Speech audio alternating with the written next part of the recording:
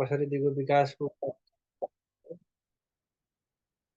होइन त्यहाँ अवधारणादेखि लिएर त्यसका एसडिजीका 17वटा गोलहरू हामीले कण्ठ गरेका थियौँ।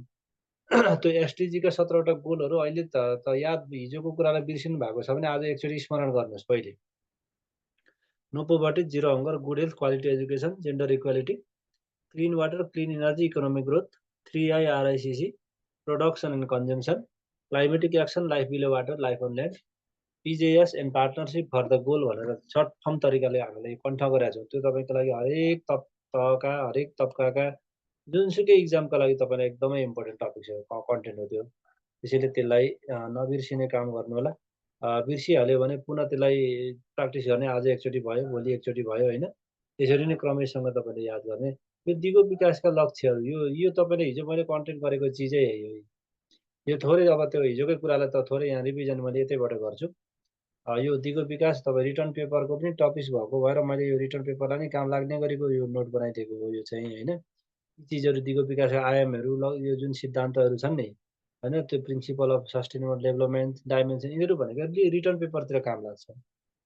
हुन त अब जिकेमा अब कहाँ काम लाग्ने नलाग्ने भन्ने विषयवस्तु त हुँदैन, तर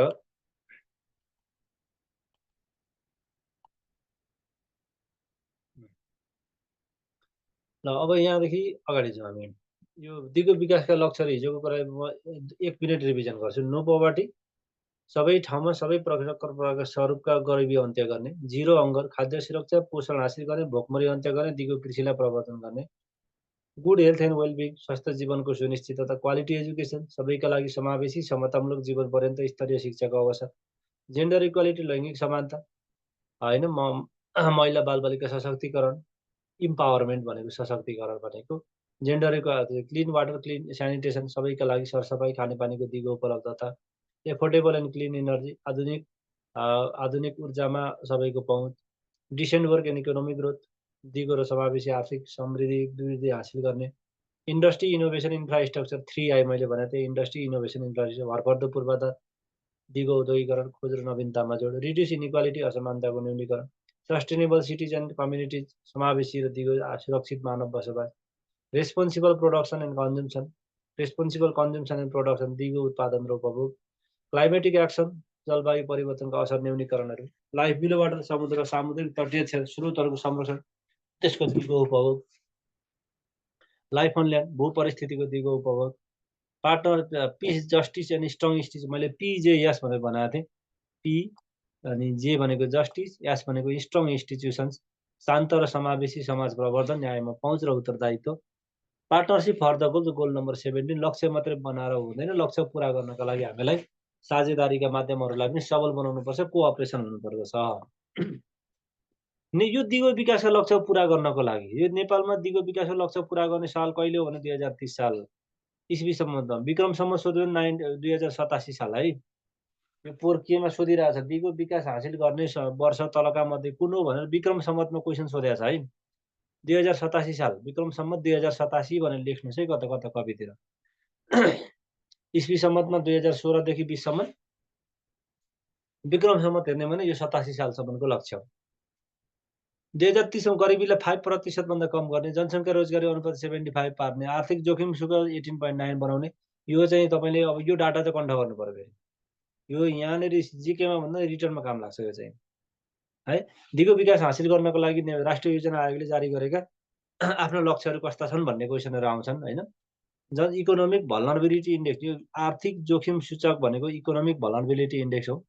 निजामती सेवाको निर्णायकतामा महिलाको उपस्थिति 40% पुर्याउने भनेको डिसिजन मेकिङ लेभलमा होइन, माथि त्यो हाकिम स्तरमा भन्न खोजेको त्यो। सुशासन सूचाङ्क, गुड गभर्नेन्स इन्डेक्स भनिन्छ, अहिले 0.83 थियो त्यो दिगो विकास सुरु हुनुभन्दा अगाडि, त्यसलाई बढाएर 2.5 पुर्याउने भन्ने लक्ष्य हो। वन क्षेत्र 45% पुर्याउने, यो पुगिसक्यो, 46% पुगिसक्यो। आर्थिक वृद्धि 7% पुर्याउने भनेको छ, अहिले आर्थिक वृद्धि त्यो 2.3 पनि पुग्न सकिरहेको छैन। जैविक इन्धन उपभोग 15% कायम गर्ने, सुरक्षित आवास 60% नागरिकसँग पुर्याउने, दाउराको प्रयोग 10%मा जाने, 99 घरधुरीमा विद्युत पुर्याउने, 90% बालबालिकाहरूमा पूर्व प्राथमिक शिक्षा दिने, आर्थिक राजनीति सामाजिक सशक्तिकरण, economic political and social empowerment भन्न खोजेको यो 0.7%मा कायम गर्ने भनेको छ। शिशु मृत्यु दर 1% भन्दा कम गर्ने, 90% प्रसूति सुरक्षित प्रसूति सेवा कायम गर्ने, यो चाहिँ नेपाल सरकारले जारी गरेको लक्ष्य हो। अब यो पुरा हुन सक्दैन नि। एसडिजीले के भन्यो, यो गरिबी नो पोभर्टी, गरिबी अन्त्य गर्ने भन्यो, तर नेपालले त्यसलाई सकेन। गरिबीलाई 5% मा कम गर्ने भन्यो। 2087 सालसम्ममा 5% भन्दा कम गर्ने सम्मका कुरा चाहिँ लक्ष्य राख्यो। हामीले 16औं योजनाले पनि कति 6% सम्म ल्याउने कुरा गरेको छ हैन। जस्ट यो डाटा चाहिँ तपाईँले कन्फर्म गर्नु पर्यो, लेख्ने कुरालाई काम गर्छ यसले। अब यो पढ्नको लागि सजिलो बनाइदिएको चिज आयो यहाँनिर। वातावरणसँग सम्बन्धित यी धेरै टर्महरू छन् यहाँनिर, जस्तो दिगो विकास, जैविक विविधता, ecology, biotechnology, ecosystem, eco tourism, biosphere, हरितगृह प्रभाव, अम्लीय वर्षा, एसिड रेन, यी चिजहरू टन्नै छन् हैन। यी चिजहरूलाई चाहिँ एकै ठाउँमा किन राखिदिएको भन्दा पढ्न सजिलो होस् भनेर यसो गरे। नत्र भए चाहिँ खासै यो फरक ठाउँमा पढ्यो भने बिर्सिन्छ। यहाँ यी वैज्ञानिकहरू उस्तै जस्तो लाग्छ हामीलाई। दिगो विकास 12 बराबर हिजै हामीले भनिसक्यौँ, बेलायतका अर्थविद हुनुहुने। जैविक विविधता शब्दको सर्वप्रथम प्रयोग गर्ने व्यक्ति E.O. विल्सन। इकोलोजी शब्दको प्रयोग गर्ने व्यक्ति अर्नेस्ट ह्याकेल। बायोटेक्नोलोजी जैविक प्रविधि कार्ल आइरेली, यिनी हङ्गेरीका इन्जिनियर हो। इकोसिस्टम पारिस्थितिक प्रणाली एजी ट्रान्सले हैन 1935 मा उनले जारी गरे। इको टुरिज्म पर्यटन भनिन्छ यसलाई। हेक्टर सेबालोस लास्कुलेन, मैले हिजो पनि भनेको थिएँ इको टुरिज्म यो मेक्सिकोबाट आएको भनेर हैन। यसका सुरुवात गर्दा व्यक्ति हुन् हेक्टर सेबालोस लास्कुलेन। यो एकै ठाउँमा भएपछि तपाईलाई समस्या छैन क्या। वातावरणसँग जोडिएका वैज्ञानिकहरू, त्योसँग जोडिएका ती विविध टपिक्सहरू, हाम्रो प्रत्येक टपिक्सहरू इन्भाइरोमेन्ट साइन्सका टपिक्सहरू हुन्, त्योसँग सबै रिलेटेड यहाँनिर आइहाल्यो। बायोस्फियर इडवार्ड सु हैन, अस्ट्रियाका यिनी। हरितगृहको अवधारणा ल्याउने बेरिन्जिन फेरियर। हरितगृह प्रभावको अब यो चाहिँ तपाईँले पढ्ने किताबहरूमा मिस्टेक छ। जुनसुकै किताब हेर्नु होला त्यो मिस्टेक छ। अनि फेरि तपाईँलाई के लाग्छ, भयवर्ग किताब हेर्दाखेरि एउटा कुरा लेखेको छ, यो सरले पढाएको चाहिँ अर्को कुरा आयो भनेर म चाहिँ त्यो बेला गलत भइदिन सकौँ तपाईँको सोचाइमा, तर त्यो होइन। हरितगृह प्रभाव, ग्रिन हाउस इफेक्ट भएको कुरा सर्वप्रथम पत्ता लगाउने वैज्ञानिक हुन् सेभ एन्ड आरेनियस भन्ने। तपाईँले पढ्ने अधिकांश किताबमा के लेखेको छ भन्दा यहाँनिर अर्थिनस भनेर लेखेको छ। यहाँनिर त्यो शब्द यहीँ तपाईँलाई म लेखिदिन्छु। तपाईँले पढ्ने हरेक शब्द, हरेक बुकहरूमा अर्थिनस भनेर लेखिदिएको छ। यो शब्द लेखिएको छ यहाँनिर चाहिँ, यो नाम लेखिएको छ। तर के कुरा याद गर्नु भने संसारमा आजसम्म यो अर्थिनस भन्ने वैज्ञानिक संसारमा कहीँ पनि छैन। स्विडेनको कुरै छोडिदिनु, संसारमै यो वैज्ञानिकको नाम, यो वैज्ञानिक अर्थिनस नाम गरेको वैज्ञानिक छैन। अब कुरो त्यसो भए यो कहाँबाट आयो त, किताबहरूले किन लेखे? अब म त मेरो त जिन्दगी साइन्स पढेरै बितेको, 25 वर्ष साइन्स पढेर बिताएँ, बाँकी 10 वर्ष साइन्स पढाएर बिताइरहेको छु हैन। 10 वर्षभन्दा प्लस भइसक्यो। तर यो अर्थिनस भन्ने वैज्ञानिक 2000 जनाभन्दा बढी वैज्ञानिकका चाहिँ बायोग्राफी पढियो होला, जानियो होला, बुझियो होला, तर अर्थिनस भन्ने वैज्ञानिक कहीँ पनि पढिएन। अनि हाम्रो राइटरहरूले त्यो लेखिदिन्छन् फेरि। अब कि त ती राइटर गलत हुनु पर्यो कि म गलत हुनु पर्यो। म आफूलाई म गलत छैन भन्ने म त कन्फिडेन्ट छु हैन। म त स्टडी गरेर ओरिजिनल सोर्स खोजेर त्यसको बारेमा अध्ययन गरेर मात्रै अगाडि बोल्ने मान्छे। अब भइदिएछ के भने अब पत्ता लगाउनु पर्यो नि त, के भयो भन्ने कुरा त पत्ता लगाउनु पर्यो, किन यस्तो भयो भन्ने कुरा पत्ता लगाउनु पर्यो हैन। अब हेर्नुहोस् है, यो भएको के रहेछ भन्दा नि यहाँ जुन ARRHIHENIOS आरएनएस भन्ने छ नि, कुन चाहिँले टाइप गर्ने बेला के गरिदियो भने यो पछाडिको आरलाई टी बनाइदियो। कुन चाहिँले यो पछाडिको आरलाई टी बनाइदिने बित्तिकै त अर्थिनस भइहाल्यो त। अनि सबले आरलाई टी जस्तो बनाइदियो। अनि आरलाई टी जस्तो बनाइदिएपछि सबले त्यो आरलाई टी पढेर आयो, अर्थिनस भनेर आयो। एउटाले बनाएपछि सबले त्यसैलाई कपी गर्दै आए। सामाजिक सञ्जाल भने त्यही हुन्छ। इन्स्टिच्युटहरूले इक्जाम लिने बेला भने त्यही किताबमा त्यही भेट्छन्, त्यही सार्छन् हैन। तर त्यो होइन है। यिनी स्विडेनका हुन्। सेभान्ड आरेनियस भन्ने व्यक्ति स्विडेनका हुन्। यिनले नै हरितगृह प्रभाव भएको, ग्रिन हाउस इफेक्ट भएको कुरा सर्वप्रथम पत्तालाई प्रकाशमा ल्याएका हुन्। अम्लीय वर्षा एसिड रबर्ट अंगस स्मिथ स्कटल्यान्डका। सीएफसी क्लोरोफ्लोरोकार्बन ग्यास थोमस मिजले अमेरिका। ओजोन त जेसी फार्मेन, धेरै किताबले जेसी फार्मेन लेखेको हुन्छ, जोसेफ चार्ल्स फार्मेन हुन् यिनी। फार भनेको टाढाको, म्यान भनेको मान्छे। टाढाको मान्छेले ओजोन तह पत्ता लगाएछन् सम्झिनुहोस्, केही बिग्रिँदैन। टाढाको मान्छेले ओजोन तह पत्ता लगाएछन्। जेसी फार्मेन, फार भनेको टाढा, म्यान भनेको मान्छे। ओजोन तह पातलिँदै गएको कुरा पत्ता लगाउने वैज्ञानिक हुन् Sherwood Rowland, new America. Landscape ecology भन्छौँ। ल्यान्डस्केप इकोलोजी भनेको यो इन्भाइरोमेन्ट र इकोलोजी, वातावरण र पर्यावरण बीचको सम्बन्धलाई ल्यान्डस्केप इकोलोजी भन्छ। इकोलोजी भनेको पर्यावरण है, वातावरण र पर्यावरण बीचको सम्बन्धलाई ल्यान्डस्केप इकोलोजी भनिन्छ, काल होल। अनि यो तपाईँले पढ्ने किताबमा धेरैले पनि यो काल ट्रोल हो, काल होल लेखेका छन्। यो टी र आरलाई यहाँ बिचमा जोडाइदिएर होल बनाएका छन्, त्यो होइन। हेर्नु होला धेरै किताबहरूमा यहाँ काल होल भनेर लेखेको छ, काल होल होइन, काल ट्रोल हो होइन। यो टी र आरलाई जोडाइदिएर एच बनाइदिएछन् कतिले होइन, त्यो रङ हो। काल ट्रोल हो नि जर्मनीका, यिनले नै ल्यान्डस्केप इकोलोजीको बारेमा सर्वप्रथम स्टडी गरेका हुन्। वातावरण सम्बन्धी केही दिवसहरू छन्। यो दिवस यहाँ भरसक तपाईँलाई क्रमसँग एकदमै मिल्ने गरी मैले राखिदिएको छ होइन। वातावरणमा आउने खालका म्याक्सिमम दिवसहरू लगभग यति नै होलान्। हिजै तपाईँलाई मैले पृथ्वी दिवसको कुरा गरेका थिएँ, अप्रिल 22। त्योभन्दा अगाडि मार्च 22 पानी दिवस, मे 22 जैविक 22 मार्च अप्रिल मे क्रमैसँग आउनेहरू।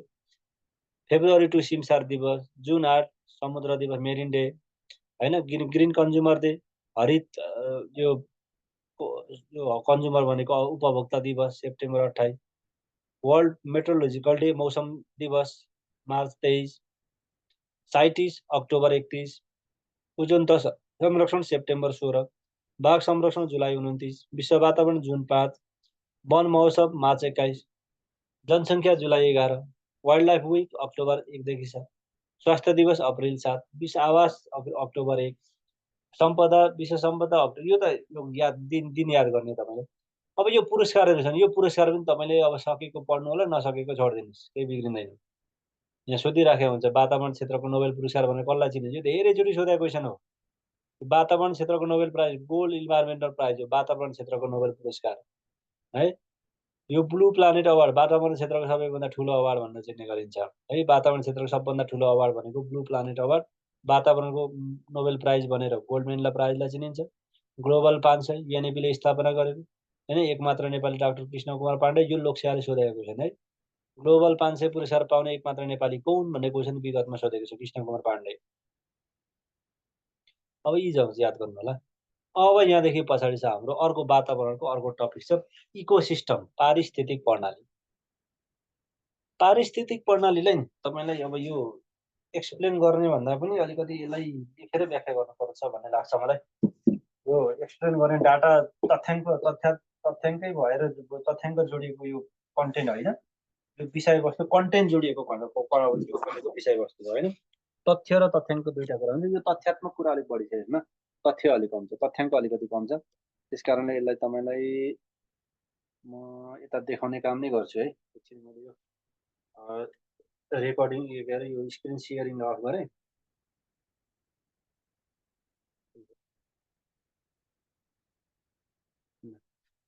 स्क्रिन सेयरिङलाई अफ गरेँ मैले। अलिकति बोर्डतिर तपाईँलाई ध्यान फोकस गरेँ ल। इकोसिस्टमलाई तपाईँ एकदमै यो किनभने रिटर्न पेपरलाई एकदमै काम लाग्ने टपिक छ। वातावरण विज्ञानमा शाखा अधिकृतदेखि खर्दारसम्म रिटर्न पेपरलाई पनि काम लाग्ने टपिक। अरू विभिन्न प्राविधिकहरू संस्थानहरू पनि काहीँ न काहीँ सोधिहाल्छ। हाम्रो वरिपरि रहेको ठाउँलाई, हाम्रो वरपर रहेको सम्पूर्ण क्षेत्रलाई वातावरण भनिन्छ। एकदमै ध्यान दिनु ल। हाम्रो वरपर रहेको यो तर तपाईँले आफूले पनि लेख्नुपर्छ है। हाम्रा वरपर रहेको सम्पूर्ण क्षेत्रलाई द प्लेस अराउन्ड, हाम्रो वरिपरि रहेको ठाउँलाई वातावरण भनिन्छ। यो वातावरणमा दुईवटा तत्त्वहरूले वातावरण फुलफिल गरेका हुन्छन्। जैविक तत्त्व हुन्छ, लिभिङ थिङ हुन्छ, अजैविक तत्त्व हुन्छ, नन लिभिङ थिङ। जैविक तत्त्वलाई हामी बायोटिक फ्याक्टर भन्छौँ, यसलाई अबायोटिक भन्छौँ, अबायोटिक फ्याक्टर भन्छौँ। यहाँभित्र जीवित वस्तुहरू जसको जीवन चक्र भएका जैविक भनेको जसको जीवन चक्र लाइफ साइकल हुन्छ, जन्मिन्छन्, हुर्कन्छन्, बढ्छन्, यहाँभित्रमा प्लान्ट यस्ता होइन, रक्त सञ्चार, श्वास प्रश्वास, प्रजनन, यस्तो त्यो दुनियाँ श्वास प्रश्वास सबै जस्ता जुन एक्टिभिटिज हुन्छ त्यसलाई जैविक भनिन्छ। यहाँभित्र जैविक तत्त्वहरूभित्र सम्पूर्ण सजीव जीव, यहाँ सजीवहरू भनौँ न, यहाँभित्र जैविक तत्त्वभित्र सम्पूर्ण सजीवहरू पर्छन्, सजीवहरू यहाँनिर पर्छन्। यहाँभित्र निर्जीव चिजहरू पर्छन्, जसले श्वास फेर्दैन, जसले लाइफ साइकल जीवन चक्र चल्दैन, तिनीहरूलाई निर्जीव भनिन्छ। यसरी सजीव र निर्जीवहरू यसरी वातावरणभित्र हुन्छन्। सजीवभित्र दुईटा चिजहरू हुन्छन्, यो प्लान्ट्स र एनिमल, जीवजन्तु र वनस्पति। यी भनेका सजीवहरू हुन्। यी निर्जीव भनेका हावा, पानी, माटो, ढुङ्गा, ऊर्जा, हैन, खनिज, यी चिजहरू भनेका निर्जीव चिजहरू पर्छ, हैन। Air, water, soil, stone, energy, mineral, यी सबै चिजहरू अजैविक पक्षहरूभित्र, फ्याक्टरहरूभित्र पर्छन्। अब यो दुईटा कुरा सम्झौँ। यी हरेक सजीवहरूलाई बाँच्नका लागि यी निर्जीव चिजहरू चाहिन्छ। यी हरेक सजीवलाई आफ्नो जीवन यापन गर्नको लागि, आफ्नो जीवन यापन गर्नको लागि, जीवन सहारा हुनको लागि यी निर्जीव चिजहरू चाहिन्छ। यी निर्जीव चिजहरू पनि, यी सजीव चिजहरू भएनन् भने यिनको पनि कुनै अस्तित्व हुँदैन। हावा सम्पूर्ण सजीवहरूले प्रयोग गरिदिएको भएर पो हावाको महत्त्व छ त। हामी सबैले प्रयोग गरिदिने भएको भएर त पानीको महत्त्व छ त। यदि कसैले प्रयोग गर्दैनथ्यो भने यो पानीको केही महत्त्व छैन। यदि कसैले हेल्प जो नलिने भएको भए यो हावाको कुनै कामै छैन। कसैलाई नचाहिने भए माटोको कुनै कामै छैन।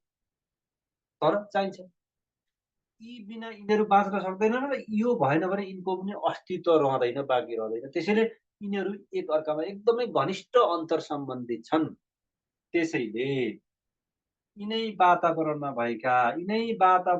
भएका सजीव र निर्जीव वस्तुहरूको निरन्तर अन्तर सम्बन्धबाट बनेको, हैन, निरन्तर अन्तर सम्बन्धबाट बनेको चक्रीय प्रणालीलाई र स्थायी प्रणालीलाई, यो तीनवटा हुन्छ। यी सजीव र निर्जीव वातावरणमा भएका सजीव र निर्जीव वस्तुहरूको, जैविक र अजैविक वस्तुहरूको अथवा बायोटिक र अबायोटिक फ्याक्टरहरूको निरन्तर अन्तर सम्बन्ध, घनिष्ठ अन्तर सम्बन्धबाट बनेको, घनिष्ठ, यो भनेको घनिष्ठ अन्तर सम्बन्धबाट बनेको निरन्तर चक्रीय र स्थायी प्रणालीलाई नै हामी के भन्छौँ त भन्दा इकोसिस्टम हो। यसरी बुझेको परिभाषा तपाईँले लेख्ने हो। किताबमा लेखिदिएको घोकेको परिभाषा नलेख्ने हो, बुझेर लेख्नु। वातावरणमा भएका सजीव र निर्जीव वस्तुहरूको निरन्तर अन्तर सम्बन्ध, घनिष्ठ अन्तर सम्बन्धबाट बनेको निरन्तर, चक्रीय र स्थायी। पारिस्थितिक प्रणालीका तीनटा विशेषता हुन्छन्। यो निरन्तर हुन्छ, कन्टिन्युअस हुन्छ। यो चक्रीय हुन्छ, साइक्लिक घुमिरहन्छ। र अर्को यो स्थायी हुन्छ, सबैमा पर्मानेन्ट हुन्छ। हो, यसैलाई इकोसिस्टम भनिन्छ। ल, यो कुरा चाहिँ यतिले बुझ्ने तरिकाबाट यसरी जानु पर्यो। र अब फेरि त्यहाँ इकोसिस्टममै पुग्छु म। इकोसिस्टम अघि भनिहालेँ। यो इकोसिस्टम भन्ने शब्दको सर्वप्रथम प्रयोग गर्ने व्यक्ति एजी ट्रास्डी हुन् 1935 मा। यो इकोसिस्टमका दुईवटा फ्याक्टर छन्, अघि भनेका जैविक र अजैविक, यसका दुईवटा फ्याक्टर, जैविक तत्त्व र यसको अजैविक तत्त्व। अजैविक तत्त्वभित्र, जैविक तत्त्वभित्र सजीवहरू पर्छन्, अजैविक तत्त्वभित्र निर्जीवहरू पर्छन्। अहिले यी त सकिहाल्यो। यो निर्जीवभित्र अब हावा, पानी, माटो, ढुङ्गा यताउति परे सकिहाल्यो। अब जैविक तत्त्वहरू, यो पारिस्थितिक पद्धतिका जैविक तत्त्वहरू फेरि 3 प्रकारका हुन्छन्। पारिस्थितिक पद्धतिका जैविक तत्त्वहरू फेरि 3 प्रकारका हुन्छन्, जसलाई उत्पादक, उपभोक्ता र विच्छेदक, तीनवटा। उत्पादकलाई स्वपोषक, अर्को शब्दमा स्वपोषक पनि भनिन्छ। यसलाई परपोषक भनिन्छ। यसलाई अब के भन्ने डिकम्पोजर, अङ्ग्रेजीमा हो डिकम्पोजर भनेको। सपोसक, अटोट्रफ, यसलाई हेटेरोट्रफ, डिकम्पोजर, अटोट्रफ, हेटेरोट्रफ। उत्पादक भन्यो भने यता उपभोक्ता भनिन्छ, यता सपोषक भन्यो भने यता परपोषक भनिन्छ, यता अटोट्रफ भन्यो भने यता हेटेरोट्रफ भनिन्छ, यता प्रोड्युसर भन्यो भने यता कन्ज्युमर भनिन्छ। यी आफ्ना आफ्नै नाम छ, फरक फरक नाम छन्। उत्पादक भने पनि त्यसैलाई जनाउँछ, उपभोक्ता यसरी सपोषक भने पनि यसैलाई जनाउँछ, अटोट्रफ भने पनि यसैलाई जनाउँछ, प्रोड्युसर भने पनि यसैलाई जनाउँछ। उपभोक्ता, परपोषक, हेटेरोट्रफ, कन्ज्युमर, यसरी यसका नामहरू छन्। विच्छेदक भनेको त साना साना सूक्ष्म जीवहरू, माइक्रो अर्गानिजमहरू, जसले यही उत्पादक र उपभोक्ताहरूको मृत शरीरलाई सडाउने, कुहाउने, माटोमा मिलाउने काम गर्छन्। यस्ता सूक्ष्म जीवहरूलाई विच्छेदक भन्छौँ, जसले विच्छेदनको काम गर्छन्, होइन? तपाईँको कपीमा त यहाँदेखि तल ठाउँ हुन्छ, म चाहिँ यसलाई मेट्छु। फेरि यहाँबाट कन्टिन्यू जान्छ है अगाडि, त यहाँबाट कन्टिन्यू तल जान्छ।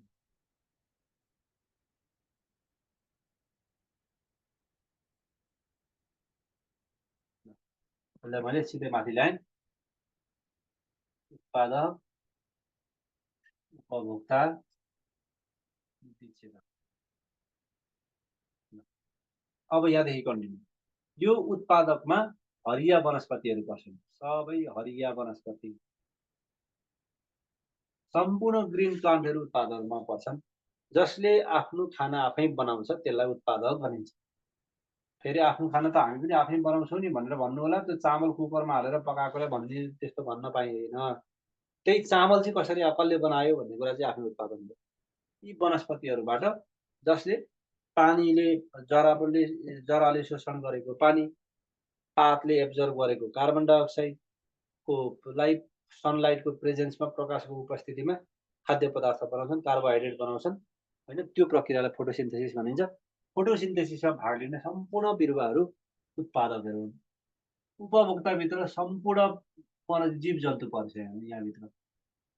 सम्पूर्ण जीव जन्तुहरू उपभोक्तामा पर्छन्। हामी मानिस भनेको उपभोक्ता हौँ। हामी आफ्नो खानाका लागि अरूमा भर पर्छौँ।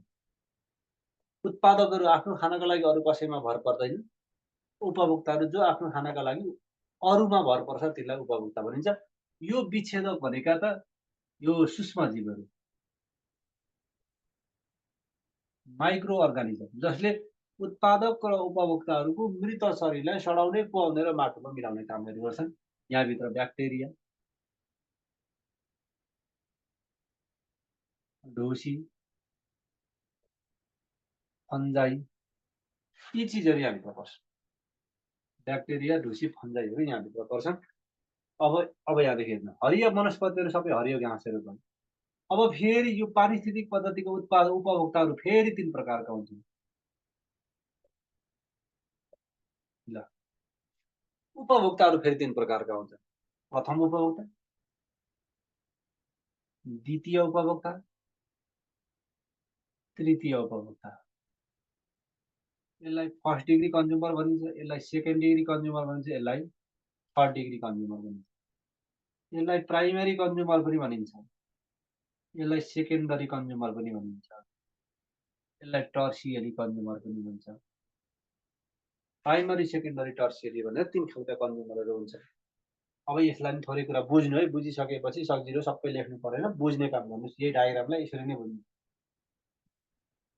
उत्पादक आफ्नो खाना आफै बनाउने हरिया वनस्पति र अरूमा भर पर्दैनन्। जो आफ्नो खानाका लागि उत्पादकमा भर पर्छ प्रथम उपभोक्ता हुन्छन्। जो आफ्नो खानाका लागि, सुन्नुहोस् है, जो आफ्नो खानाका लागि पूर्ण रूपमा प्रथम यो उत्पादकमा भर पर्छ त्यसलाई प्रथम उपभोक्ता भनिन्छ। यहाँभित्र सबै शाकाहारी जीवहरू परे। अल हर्बिभोरसहरू प्रथम उपभोक्ता भए, होइन? जो हरिया घाँसपात मात्रै खान्छन्, हरिया अन्नपातहरू मात्रै खान्छन् भनेको कम्प्लिटली यो प्लान्ट प्रोडक्ट मात्रै खान्छन्। Those who depend only on plant product, they are primary consumer. For example, all herbivores. सबै शाकाहारी जीवहरू प्रथम उपभोक्ताहरू हुन्। अब द्वितीय उपभोक्ता, जो आफ्नो खानाका लागि प्रथम उपभोक्ता र उत्पादकमा भर पर्छ। जो आफ्नो खानाका लागि प्रथम उपभोक्ता र उत्पादकमा भर पर्छ तिनीहरू द्वितीय उपभोक्ता। यहाँनिर सर्वहारी जीवहरू पर्छन्। सर्वहारी भनेको अम्निभोरसहरू। माछा मासु भनेको प्लान्ट प्रोडक्ट पनि खाने, एनिमल प्रोडक्ट पनि खाने। हामी मान्छे जस्तो, हामी मान्छे सर्वहारी हो। हामी सेकेन्ड डिग्री कन्ज्युमरमा पर्छौँ। हामी प्लान्ट प्रोडक्ट पनि खान्छौँ, एनिमल प्रोडक्ट पनि खान्छौँ। यो प्रथम उपभोक्ता भनेको एनिमल भयो होइन। उत्पादक भनेको यो के भयो यिनीहरू, यो हरिया वनस्पतिहरू उत्पादक भयो। यसरी प्लान्ट प्रोडक्ट र एनिमल प्रोडक्ट दुईटैमा जो डिपेन्ड गर्छ यसलाई सेकेन्डरी कन्ज्युमर भनिन्छ। त्यसरी नै टर्सियरी कन्ज्युमर जो आफ्नो खानाका लागि पूर्ण रूपमा प्रथम उपभोक्ता र द्वितीय उपभोक्तामा भर पर्छ। प्रथम उपभोक्ता भनेको पनि जीवजन्तुहरू, द्वितीय उपभोक्ता भनेको पनि जीवजन्तुहरू। भनेको जो जीवजन्तुमा मात्रै आफ्नो खानाको लागि जीवजन्तुमा मात्रै भर पर्छ भने त्यो तृतीय उपभोक्ता। यहाँ पूर्ण रूपमा मांसाहारी जीवहरू परे। पूर्ण रूपमा मांसाहारी जीवहरू तृतीय उपभोक्तामा परे। अब कुरो बुझिहाल्नुभयो तपाईँ। प्रथम उत्पादक जो अरूमा भर पर्दैन, आफ्नो खाना आफै बनाउँछ। प्रथम उपभोक्ता जो डाइरेक्टली उत्पादकमा भर पर्छ, उत्पादकमा मात्रै भर पर्छ, हरिया वनस्पतिमा मात्रै भर पर्छ। जो उत्पादक र प्रथम उपभोक्ता भर पर्छ द्वितीय उपभोक्ता, र जो प्रथम र द्वितीय उपभोक्तामा मात्रै भर पर्छ त्यो तृतीय उपभोक्ता, त्यहाँ मांसाहारी जीवहरू परे। ल यहाँसम्मको कुरा यति नै आयो। कहिलेकाहीँ तपाईँलाई क्वेसन आउँछ, अब यो पारिस्थितिक पद्धतिको त अब धेरै प्रकार हुन्छ, यसको इक्जाम्पलहरू धेरै हुन्छन् होइन। अब यो त यहाँभित्रका अन्तर विषयवस्तु मात्रै सकिँदैछन्। अब यहाँ अर्को यसको तथ्य डाटाहरूको आउनै बाँकी छ। नेपालमा एकै जानुहोस्, नेपालमा 118 प्रकारका इकोसिस्टम छन्।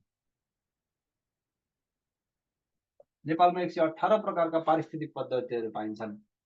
त्यसमध्येका TERRESTRIAL टेरेस्ट्रियल इकोसिस्टम भनेको स्थलीय पारिस्थितिक प्रणाली। स्थलीय पारिस्थितिक प्रणाली मैले सर्ट फर्ममा लेखेँ। टेरेस्ट्रियल इकोसिस्टम स्थलीय पारिस्थितिक भनेको जमिनमा हुने इकोसिस्टमलाई टेरेस्ट्रियल इकोसिस्टम भनिन्छ। यसका इक्जाम्पलहरू जस्तै होइन ग्रासल्यान्ड इकोसिस्टम, चौरको होइन यो घाँसे मैदानको पारिस्थितिक पद्धति होइन। ल्यान्ड इकोसिस्टम ग्राउन्ड है, यो ग्राउन्ड इकोसिस्टम, चौरको पारिस्थितिक प्रणाली। माउन्टेन इकोसिस्टम पर्वतीय पारिस्थितिक प्रणाली। डिजर्ट इकोसिस्टम मरुभूमिको पारिस्थितिक प्रणाली। यस्ता धेरैहरू हुन्छन्। त्यस्तै अर्को छ अक्वाटिक इकोसिस्टम। अक्वाटिक इकोसिस्टम जलीय पारिस्थितिक प्रणालीलाई होइन, यो भनेको जलीय पारिस्थितिक प्रणाली। पानीमा हुने पारिस्थितिक प्रणालीलाई अक्वाटिक इकोसिस्टम भनिन्छ। यसका इक्जाम्पलहरू होइन फ्रेस वाटर भनेको बग्दै गरेका पानीका स्रोतहरूमा हुने इकोसिस्टम। फ्रेस वाटर भनेको बग्दै गरेका पानीहरू हुन्छ, नदी नालाहरू हुन्छ नि होइन, त्यसलाई फ्रेस वाटर इकोसिस्टम भनिन्छ। अर्को मेरिन वाटर इकोसिस्टम, यो सामुद्रिक पारिस्थितिक प्रणाली है। यो भनेको सामुद्रिक ठुला समुद्र स्टिल वाटरहरू होइन, नबग्ने समुद्र भनेको पानी बगिरहेको हुँदैन हो। यस्तो समुद्रिक इकोसिस्टमहरू हुन्छन्। यो संसारको सबैभन्दा ठुलो र पर्मानेन्ट हो। कोर केमा सोधेको छ, सबैभन्दा ठुलो, संसारको सबैभन्दा ठुलो र स्थायी पारिस्थितिक प्रणाली भनेर मेरिन सामुद्रिक पारिस्थितिक प्रणालीलाई चिनिन्छ।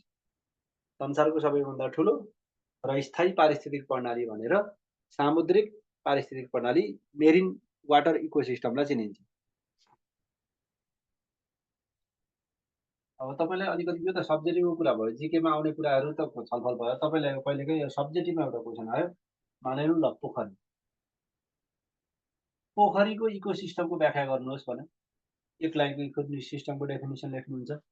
अब इकोसिस्टम भन्ने बित्तिकै त्यहाँभित्र उत्पादक के हुन्छन्, त्यहाँभित्र प्रथम उपभोक्ता के हुन्छन्, त्यहाँभित्र द्वितीय उपभोक्ता के हुन्छन्, त्यहाँभित्र तृतीय उपभोक्ता के हुन्छन्, त्यहाँ विच्छेदक के हो। यो चिज तपाईँले छुट्याइदिनु पर्यो। त्यो इकोसिस्टम कन्ट्रोल गर्ने यदि पूर्ण इकोसिस्टम अथवा घाँसे मैदानको कुनै एक ठाउँको इकोसिस्टम निकाल्नु पर्यो भने, जस्तै उत्पादक भनेको पोखरीमा पाइने हरिया वनस्पतिहरू के हुन् त भन्दा लेउ, यहाँभित्रको उत्पादक भनेको लेउ। बायोलोजीमा यसलाई स्पाइरोगाइरा भनिन्छ। यही क्वेसन आयो इक्जाममा, पोखरीको पारिस्थितिक प्रणालीमा तलका मध्ये उत्पादक कुन हो भनेर आयो नि, अप्सनमा स्पाइरोगाइरा राखिदियो भने जसले प्युर बायोलोजी पढेको छ उसलाई मात्रै थाहा छ, जसले साइन्स पढिरहेको छ उसलाई मात्रै थाहा छ, जसले साइन्स पढ्न छोड्यो स्पाइरोगाइरा शब्द बिर्स्यो। लेउ, पानीभित्रको लेउ त हरियो चिज हामी देख्छौँ होइन, लेउ थाहा छ हो, त्यसैलाई बायोलोजीमा स्पाइरोगाइरा पनि भनिन्छ। प्रथम रूपमा यसलाई खाएर बाँच्ने, यो लेउलाई खाएर बाँच्ने चेपागाँडा होइन, साना माछा। अब द्वितीय उपभोक्ता यसलाई खाने को होला, चेपागाँडाले खाने ठुला माछा, भ्यागुता होइन। तृतीय उपभोक्ता यसलाई पनि खाने, सर्प, गोही होइन, यिनीहरू यहाँ भयो। अब विच्छेदकमा ब्याक्टेरिया, ढुसी, फन्जाई, यी चिजहरू त्यहाँभित्र हुन्छ। ल सक्यो, पौन्डको इकोसिस्टम सक्यो होइन। यो पोखरीको इकोसिस्टम यति नै, अरू केही गर्नु पर्दैन, इक्जाम्पल हामीले प्रुभ गर्छौँ। त्यस्तै तपाईँलाई अब चौर आयो, चौरको इकोसिस्टम व्याख्या गर्नुहोस् भने यहाँ उत्पादक के छन्, एकैचोटि लेखिदिएँ ल, मलाई फुड चेनको रूपमा लेखिदिएँ। उत्पादक भनेको यहाँ घाँस, हरियो घाँस। चौरको इकोसिस्टममा हरियो घाँस भनेको उत्पादक, हरियो घाँसलाई कसले खायो, उत्पादकलाई कसले खायो भन्दा त खरायो, जरायोले खायो। जरायो प्रथम उपभोक्ता भयो, जरायोलाई कसले खायो, बाघले खायो। बाघ द्वितीय उपभोक्ता, बाघलाई कसले खायो, गिद्धले खायो। गिद्ध तृतीय उपभोक्ता भयो होइन। हो यसरी इकोसिस्टममा उत्पादकदेखि विभिन्न श्रेणीका उपभोक्तासम्म यसरी हामीले इनर्जी ट्रान्सफरको एउटा सिङ्गल चेन देखायो भने हामी खाद्य श्रृङ्खला भन्छ, फुड चेन भन्छौँ। कहिलेकाहीँ यही चिज अब हेर्नु न, कहिलेकाहीँ अघि हामीले सम्पूर्ण मांसाहारी जति तृतीय उपभोक्ता भन्यौँ नि, अब यहाँ बाघको द्वितीय उपभोक्ता भएको छ। यो ठ्याक्कै यही द्वितीय उपभोक्ता, यही तृतीय भन्ने एउटा एब्सोल्युट नम्स केही पनि हुँदैन, कसले कसलाई खायो भन्ने कुरामा डिपेन्ड गर्छ। जस्तो यही इकोसिस्टमको कुरा गरौँ न, जस्तो हरियो घाँस कसले खायो भन्दा खरायोले, खरायोलाई सियालले खायो, सियाललाई बाघले खायो। हेर्नु त, अघि बाघ द्वितीय उपभोक्ता थियो, अहिले बाघ तृतीय उपभोक्ता भयो। यसरी इकोसिस्टममा यसरी फुड चेन्जहरू चेन्ज भइरहन सक्छन्। अनि धेरैवटा फुड चेन्जहरू यसरी एकै ठाउँमा आयो भने त्यसलाई फुड वेब भनिन्छ, खाद्य जाल भनिन्छ। ल यो इकोसिस्टमको कुरा चाहिँ यति नै, यसरी तपाईँले बुझ्नु पर्यो होइन। अब मरुभूमिमा जाने भने त्यहाँका हरिया वनस्पतिहरू, सिउँडीहरू त्यहाँका प्रथम उपभोक्ता भयो, त्यतिखेर उत्पादक भयो। त्यसपछि क्रमैसँग होइन, प्रथम उपभोक्ता, द्वितीय उपभोक्ता, तृतीय उपभोक्ताहरू विच्छेदकसम्म जानु पर्यो, तपाईँको कन्टेन्ट सकिने।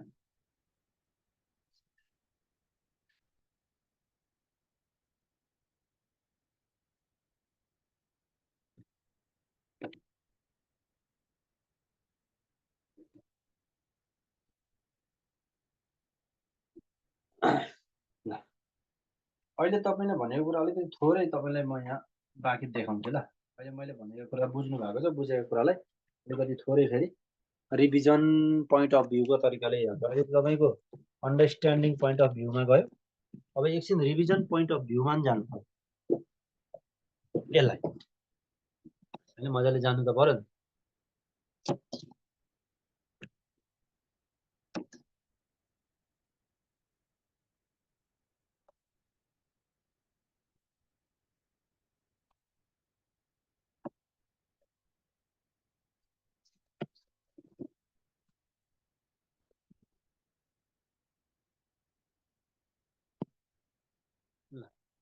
इकोसिस्टमको कुरा अलिकति थोरै हेर्नु।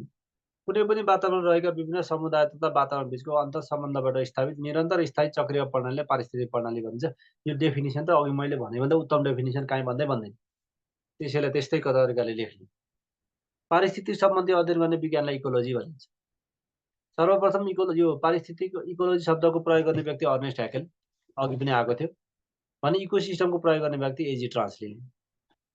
पारिस्थितिक प्रणालीको वर्गीकरण जस्तो स्थलीय पारिस्थितिक टेरेस्ट्रियल इकोसिस्टम। स्थलीय भने पारिस्थितिक प्रणाली भनेको जमिनमा हुने पारिस्थितिक प्रणाली, जस्तै वन, मरुभूमि, घाँसे मैदान होइन। अब यी यहाँ भएका अब तिनै कुराहरू जोडाएको छ। पर्वतीय माउन्टेन इकोसिस्टम, जलीय इकोसिस्टम, यो अर्को अक्वाटिक इकोसिस्टम यहाँ होइन। विश्वको सबैभन्दा यो पानीमा हुने पारिस्थितिक प्रणाली, त्यसमा मेरिन विश्वको सबैभन्दा ठुलो र स्थायी, अघि मैले भनिसकेँ। किनभने पृथ्वीमा करिब 71% त पानी नै समुद्रहरू छन्। अर्को स्वच्छ जलीय फ्रेस वाटर इकोसिस्टम होइन। सुस्त गतिका पानीका स्रोतहरू ताल, पोखरी आदि हुन्छन् भने तीव्र गतिका पानीका स्रोत खोला, नदीहरू आदि पनि हुन्छन् त्यहाँको इकोसिस्टम। जैविक तत्त्वहरू उत्पादक, उपभोक्ता, विच्छेदक, यो हामीले धेरै प्रयोग भनिसक्यौँ होइन। आफ्नो खाना आफै बनाउनेलाई उत्पादक बनिन्छ, खानाको लागि अरूमा भर पर्नेलाई उपभोक्ता बनिन्छ, अर्काको मृत शरीरलाई सडाउने कुनै मात्रामा मिलाउनेलाई विच्छेदक बनिन्छ। उपभोक्ता 3 प्रकारका हुन्छन्, यो आइसकिहाल्यो होइन। अब यसलाई धेरै कुरा भन्नु परेन। नेपालमा कति प्रकारका पारिस्थितिक पद्धति छन् भन्दा 118 प्रकार। यो नेपाल परिचयमा दिएको डाटा हो। यसलाई यति सम्झिनै पुग्यो। यो जीव भू रासायनिक चक्र, अहिले तपाईँ यतिकै यहाँ स्क्रिन सेयरको भएर बुझ्नु न, यसलाई भोलि राम्रो तरिकाले पढाउनुपर्छ। यसलाई म भोलि यो जीव भू रासायनिक चक्र अर्को क्लास गरौँला। अलिकति थोरै जैविक विविधतामा जाउँ हामी। बायोडाइभर्सिटी भन्ने टपिक हेर्नु होला। ल,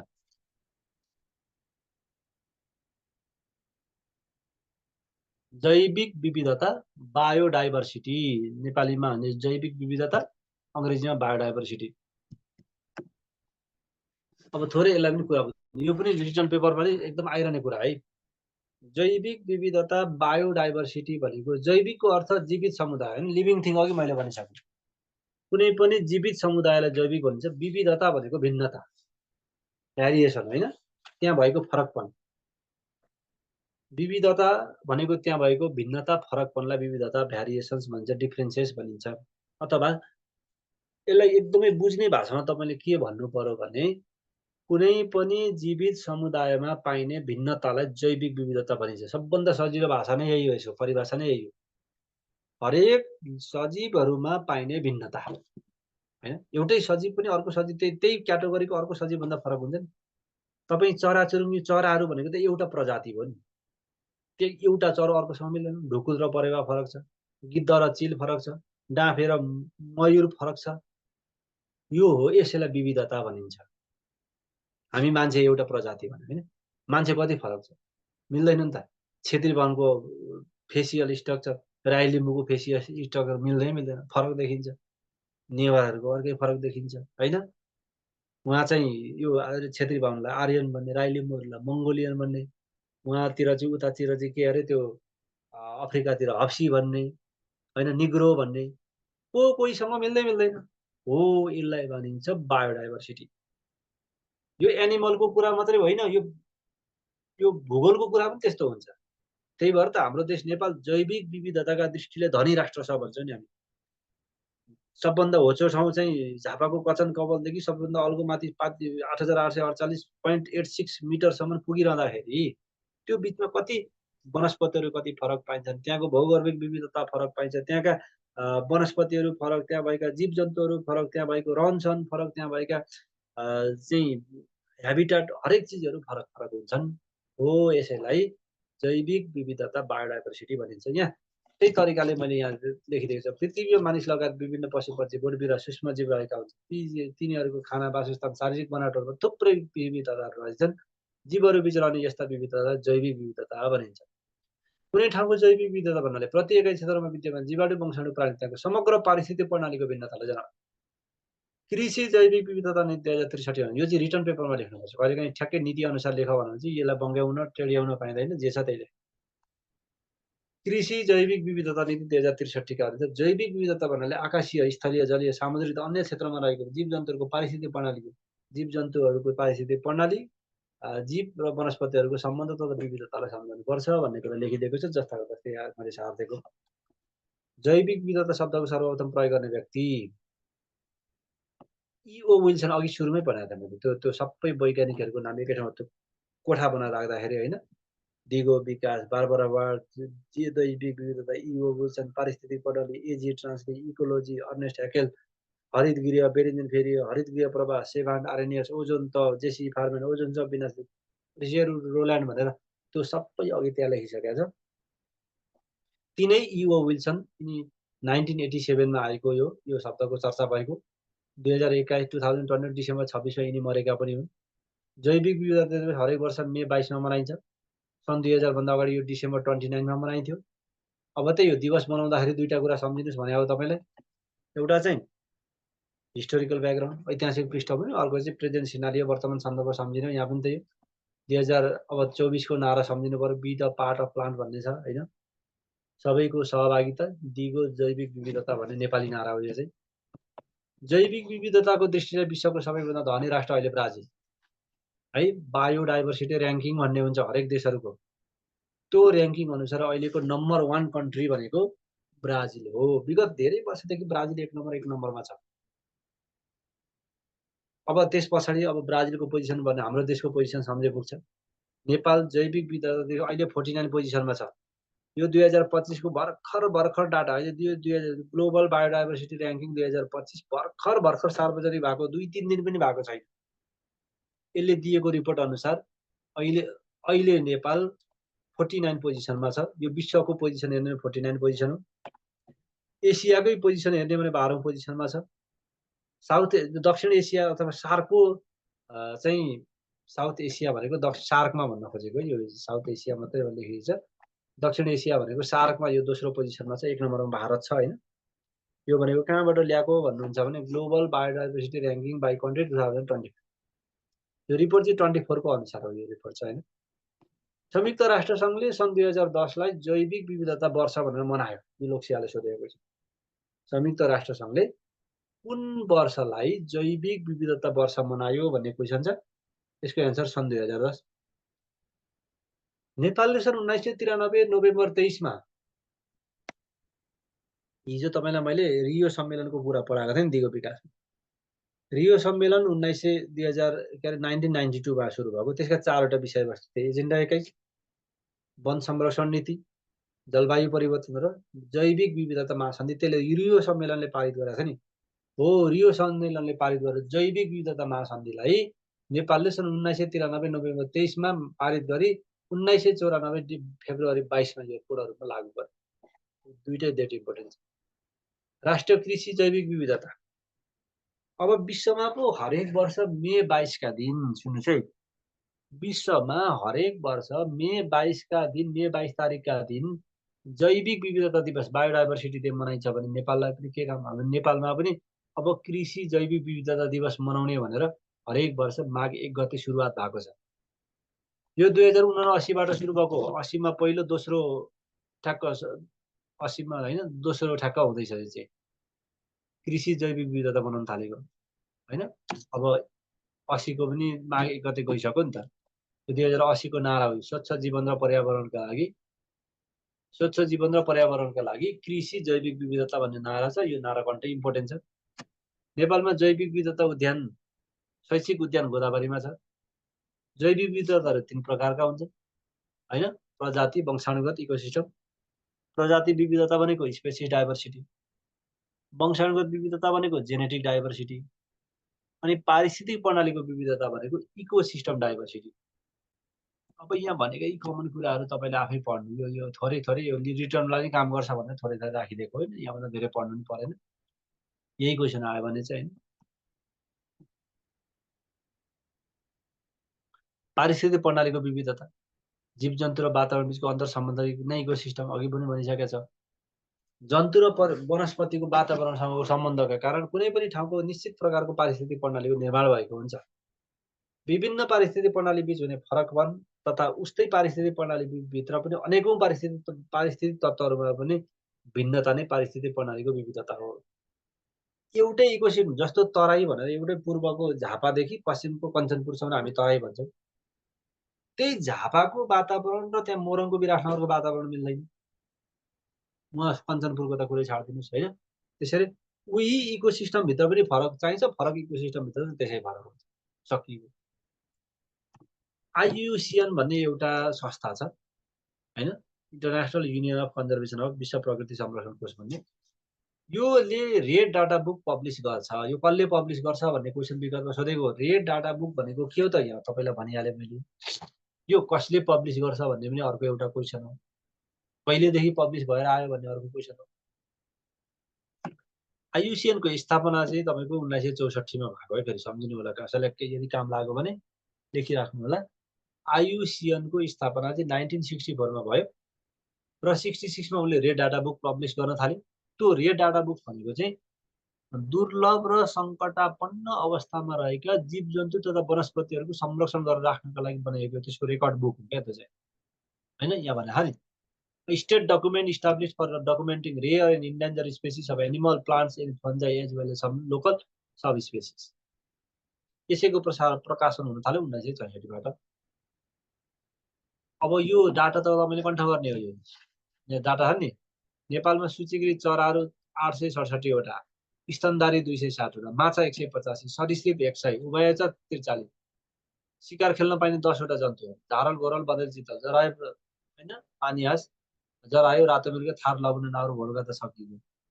शिकार खेल्न पाइने चराहरू 8 वटा, संरक्षित पंक्षी 3 वटा, संरक्षित घस्रने जीवहरू 3 वटा। अझ यो क्वेसन सोध्ने क्वेसन है, नेपालमा संरक्षित घस्रने जीव तलका मध्ये कुन होइन भनेर सोध्दा यो 3टा मध्ये कुनै एउटा राखेर होइन भनिदिन्छ, सक्यो। 9 वटा पंक्षीहरू, 26 वटा स्तनधारीहरू।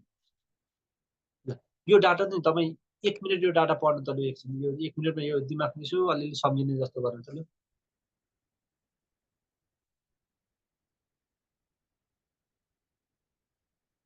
इकोसिस्टममा भएका त्यो डाटाहरू एकछिन छ नि, त्यसलाई तपाईँ 1 मिनट कन्ठ गर्नु त ल।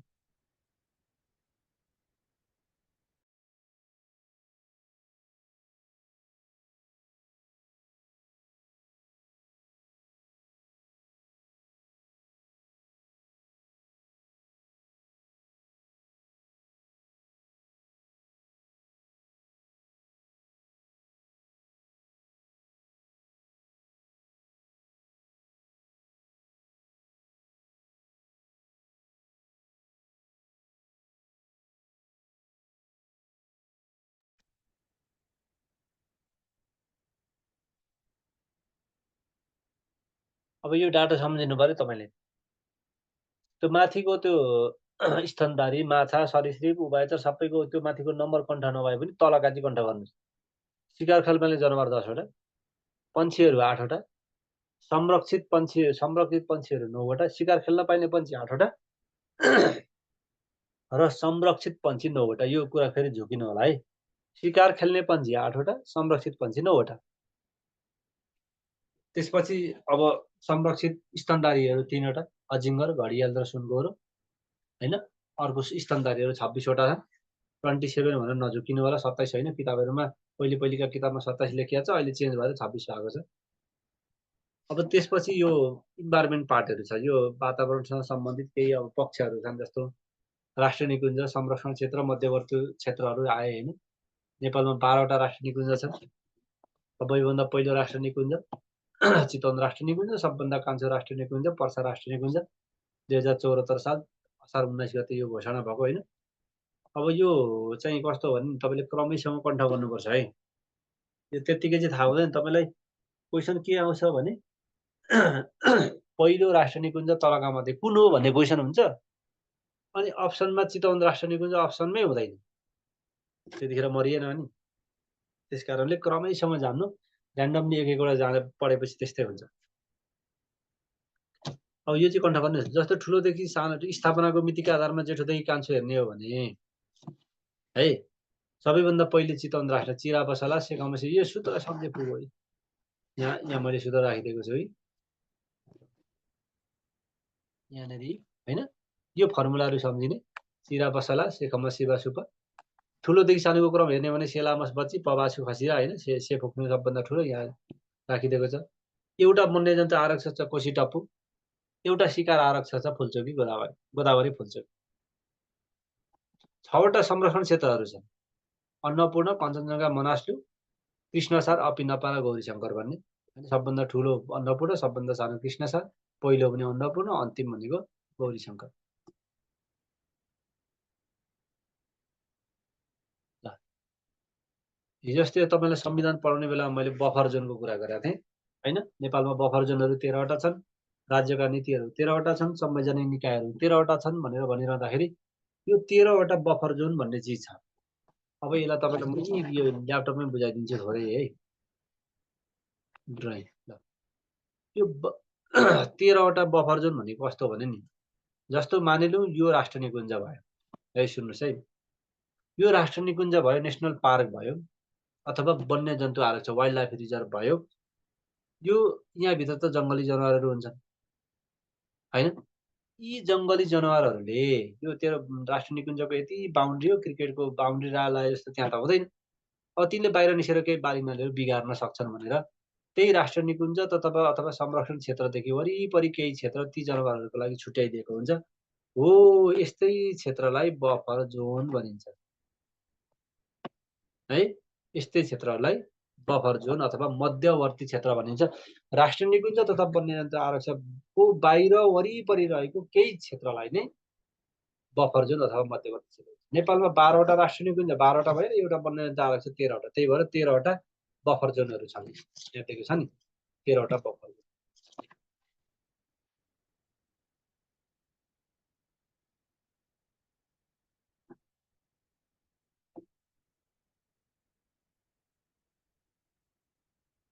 त्यही नामहरू छन् यहाँ है। ल जलवायु परिवर्तनको पाठ छ, यो जलवायु परिवर्तन अर्को दिन पढौँ। ल आजको क्लास चाहिँ यति गरौँ होइन। कति पढ्ने, पढ्दा पढ्दा पढ्दा पढ्दा भक्क दिक्क भयो होला।